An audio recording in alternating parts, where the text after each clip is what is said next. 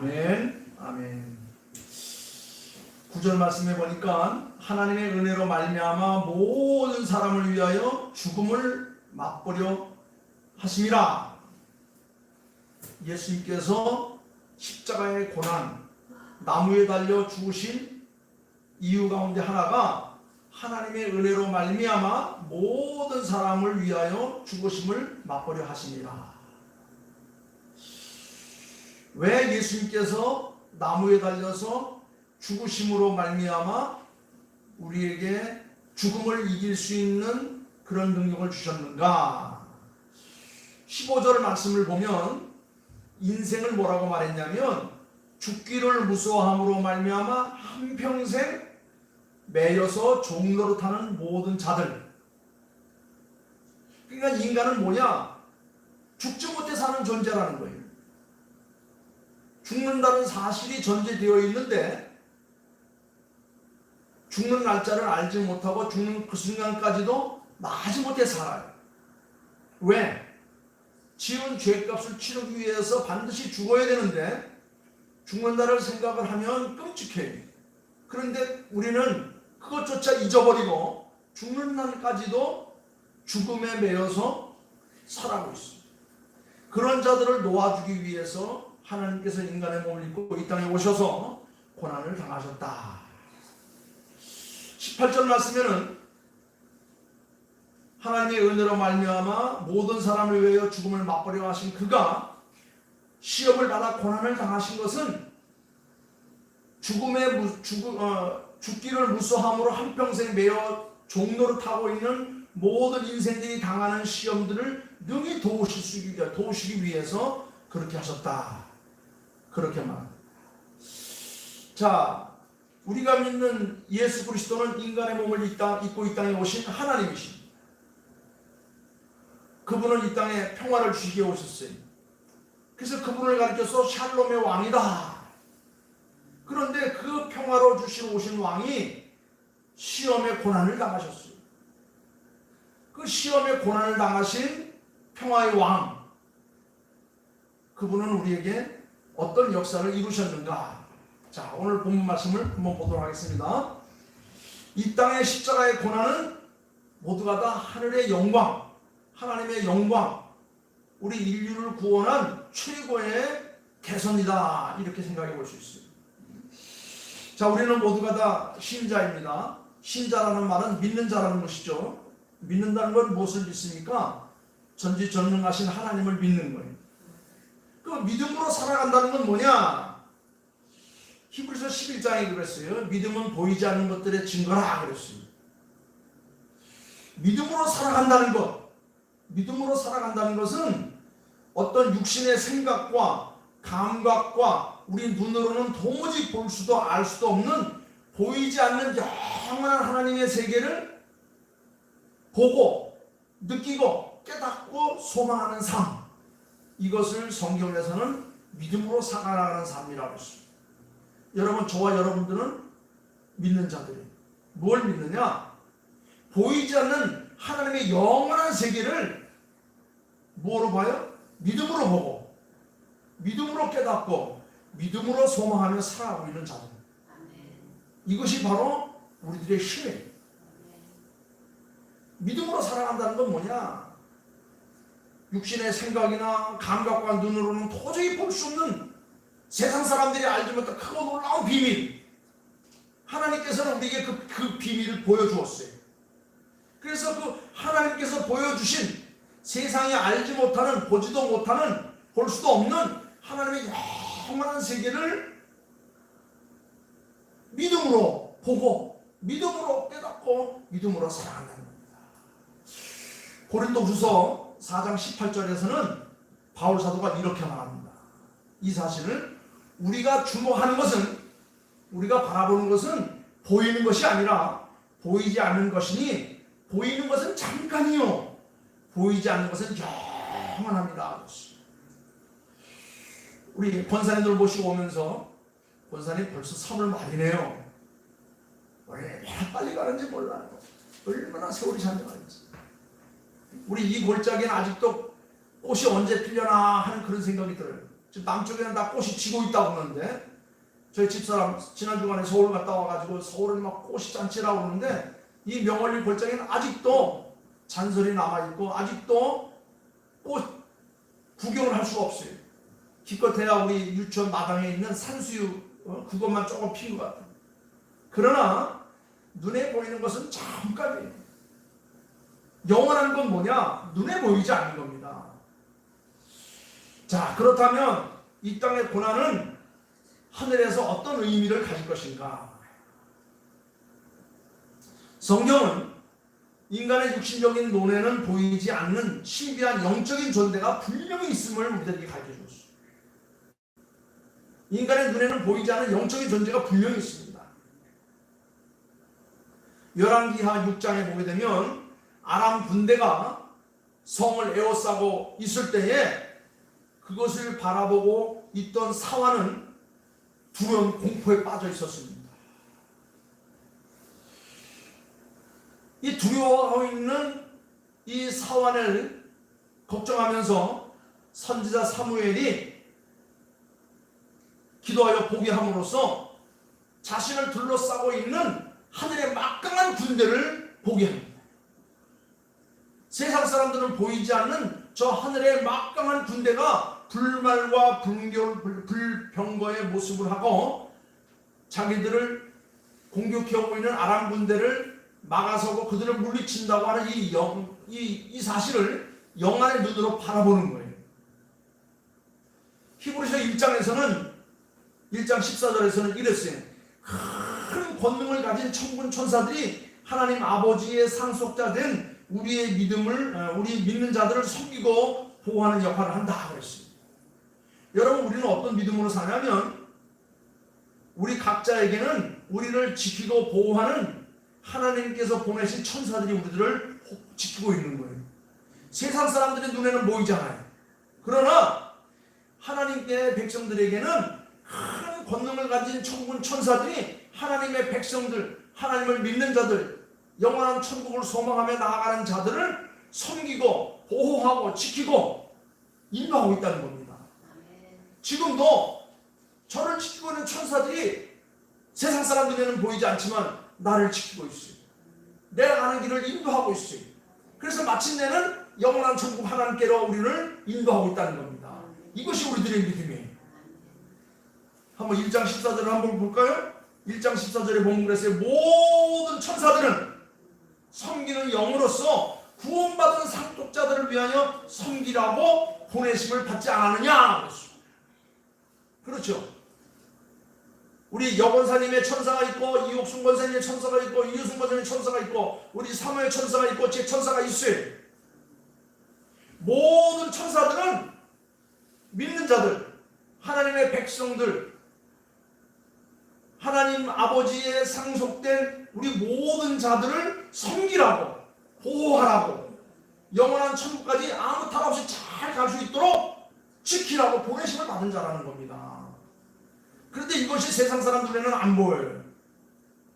세상 사람들은 죽었다 깨도 이걸 깨닫지 못해. 이게 바로 뭐냐? 하나님께서 믿는 자에게만 주신 크고 놀라운 비밀이라는 겁니다.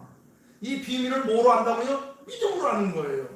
믿음으로 살아간다는 것은 육신의 생각과 감각과 눈으로는 도무지 이해할 수 없지만은 그러나 보이지 않는 하나님의 영원한 세계를 보고 깨닫고 소망하는 자들에게는 확실하게 준 증거라고 하는 겁니다.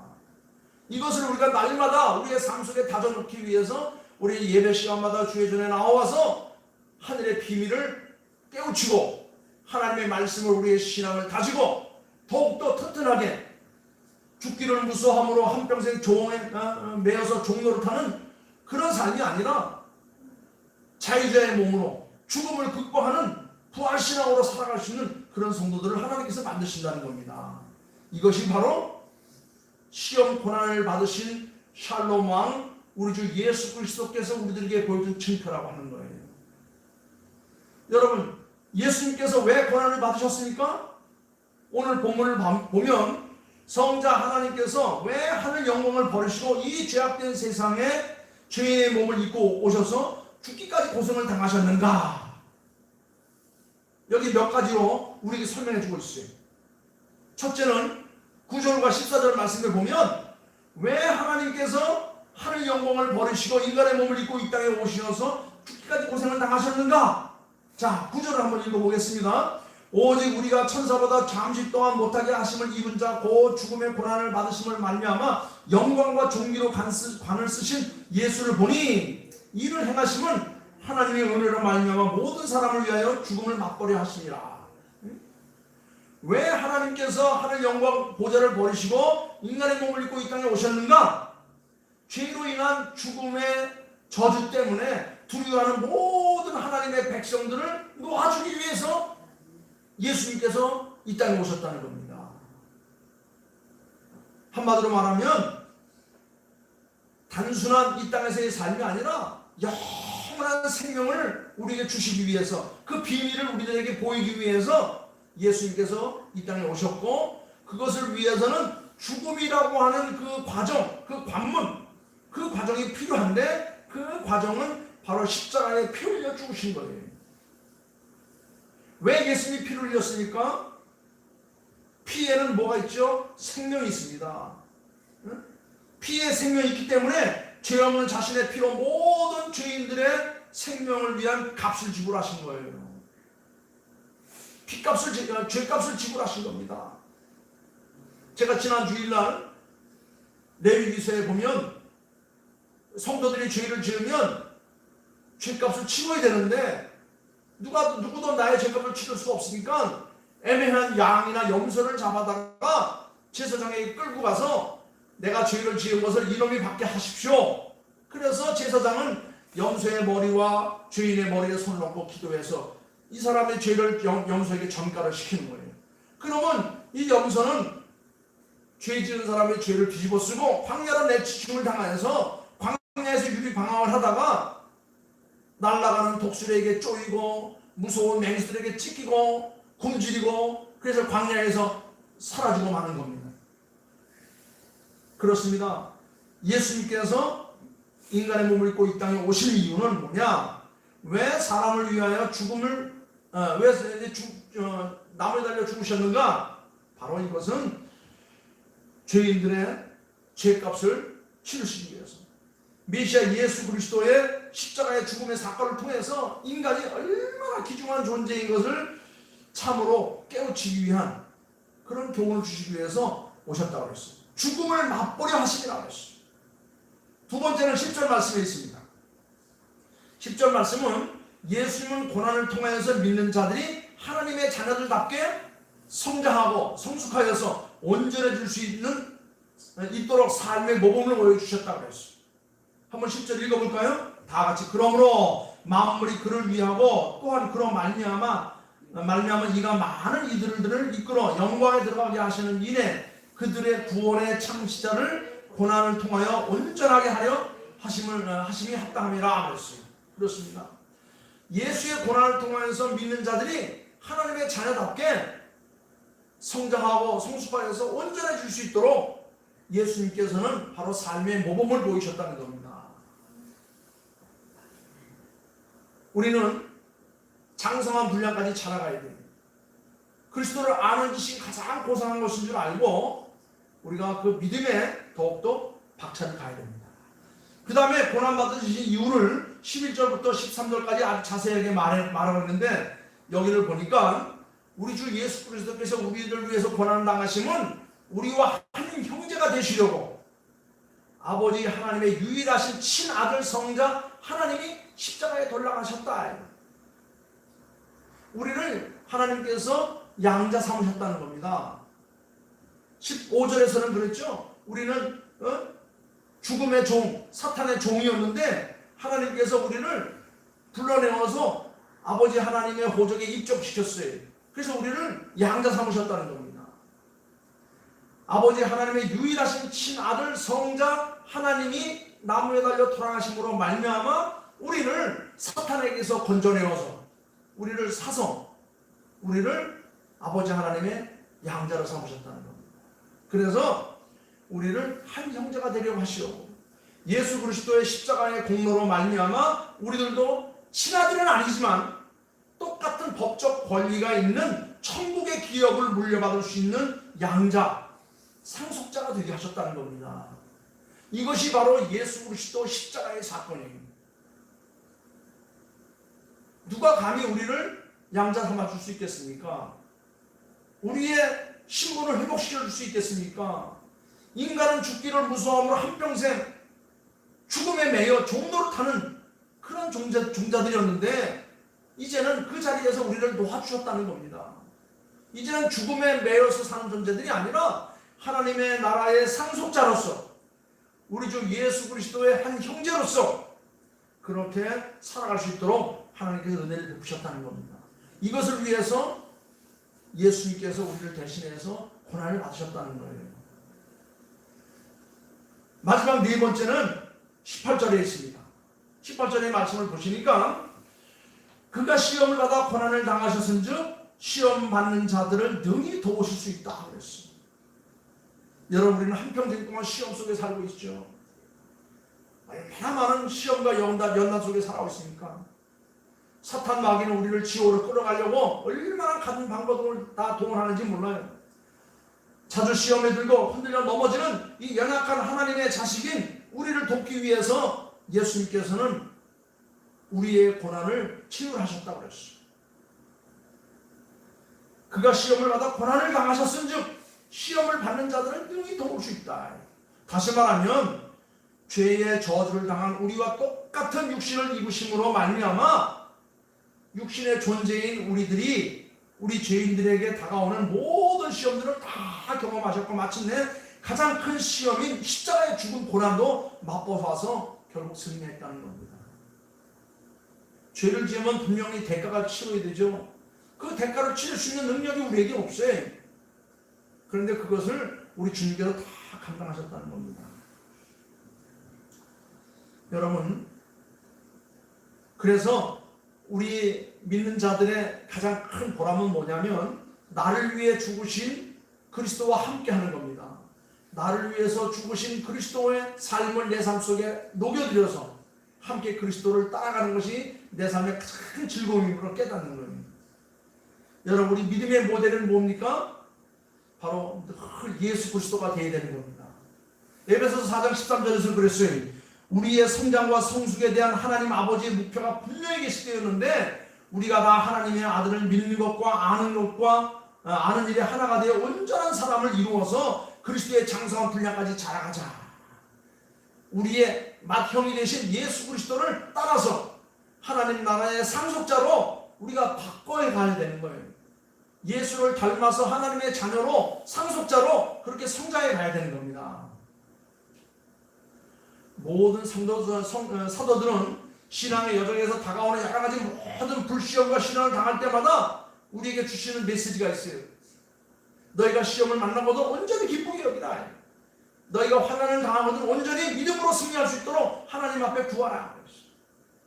왜? 이런 고난과 시련을 통해서 우리는 그리스도의 성품과 그의 능력의 장성한 분량까지 자라갈 수 있기 때문입니다. 고난과 연단을 통해서 우리 신앙이 자라는 거예요. 야고보서 1장에서는 그랬죠. 야고보서 1장에 보면 아주 귀한 말씀이 나오는데 야고보 사도는 그랬어요. 내 형제들아, 너희가 여러 가지 시험을 만나거든 온전히 기쁘게 여기라. 이는 너희의 믿음의 시련이 인내를 만들어내는 줄을 알미니라. 인내를 온전히 이루라. 이는 너희로 온전하고 구비하여 조금도 부족함이 없게 하려 함이라. 환난은 인내를 연단을 마침내 우리에게 참다운 소망을 가져다 준다고 했어요. 그러니까 믿는 사람들이 한평생 살아가는 동안 여러 가지 시험과 환난과 연단, 시험 등을 만나거들나 이것은 우리가 그리스도 안에서 성장하는 하나님의 나라를 상속하는 자들로 우리를 훈련하는 과정으로 알고 잘 감당해야 된다는 겁니다. 그래서 역설적이긴 하지만 이 땅에서의 고난은 바로 하늘에서의 영광입니다. 그래서 바울 사도는 이렇게 말했습니다.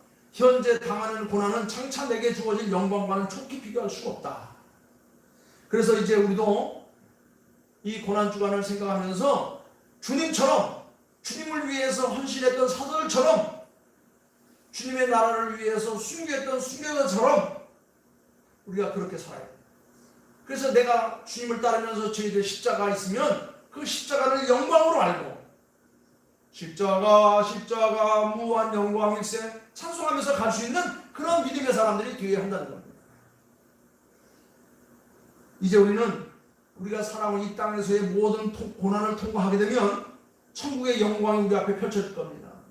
어둡고 긴 터널을 지나면 광명한 아침이 밝아지는 것처럼 깊고 추운 밤이 지나고 나면 따뜻하고 환한 대낮이 오는 것처럼 사망의 음침한 골짜기를 지난 다음에 원수의 목전에서 하나님께서는 우리에게 상을 베푸시고 우리 머리에 기름을 부으시고 우리에게 영광의 자리를 베푸신다고 하는 이 믿음, 이것이 바로 고난을 받고 있는 모든 하나님의 백성들에게 주시는 메시지라는 겁니다. 자, 이번 주간은 우리가 고난 주간으로 지나고 있습니다. 왜 예수님께서 이 땅에 오셔서 고난을 당하셨는가? 오늘 주신 말씀들을 보면 우리는 믿음으로 사는 사람입니다. 예수 그리스도의 그 고난을 통하여서 우리에게 참다운 영광이 주어진다는 것을 아멘 하면서 세상 사람들이 보일 수 없는, 보이지 않는 하나님의 영원한 세계를 바라보면서 우리는 더욱더 힘차게 이 길을 걸어가는 겁니다. 이 믿음이 2000년 기독교 역사에 수많은 고비들을 넘으면서 고난과 역경을 거누면서 오늘날까지 와서 우리가 지금 이렇게 멋진 신앙생활을 하고 있는 것 아닌가 그런 생각이 듭니다. 사랑하는 성도 여러분, 이번 한 주간 동안도 주님께서 우리와 함께 하심을 기억하면서 어떠한 시험과 연단이 와도 믿음으로 극복하며 세상 사람들이 보지 못하는 영원한 천국을 보고 깨닫고 소망하는 그런 성도들이 되기를 주님의 이름으로 축원합니다. 기도하겠습니다. 아버지 하나님 감사합니다. 믿음으로 산다는 것은 육신의 생각과 감각과 눈으로는 도무지 볼 수도 알 수도 없는 영원한 하나님의 세계를 보고 깨닫고 소망하는 삶이라 말씀합니다. 오늘 주신 말씀들을 통하여서 우리 주님께서 이 땅에 오시어서 나무에 달려 고난당하는 이유가 무엇인가를 우리가 분명히 깨닫고 우리도 거기 합당한 생활을 하게 하여 주시옵소서. 우리가 세상을 살아가면서 여러 가지 시험과 환난을 만나거든 온전히 기쁘게 여기라고 하신 사도들의 가르침을 잘 우리가 마음속에 새겨서 아버지 하나님 어떤 고난과 역경이 와도 끝까지 참아내며 그 길을 갈 수 있게 하여 주시옵소서. 가룟 유다와 같이 낙오하지 않게 하시고 베드로와 같이 부인하지 않게 하시고 오직 순교자의 삶으로 믿음을 지켜갈 수 있는 저희들 되게 도와 주시옵소서. 감사하오며 거룩하옵신 예수님의 이름으로 기도하옵나이다. 아멘. 아멘. 450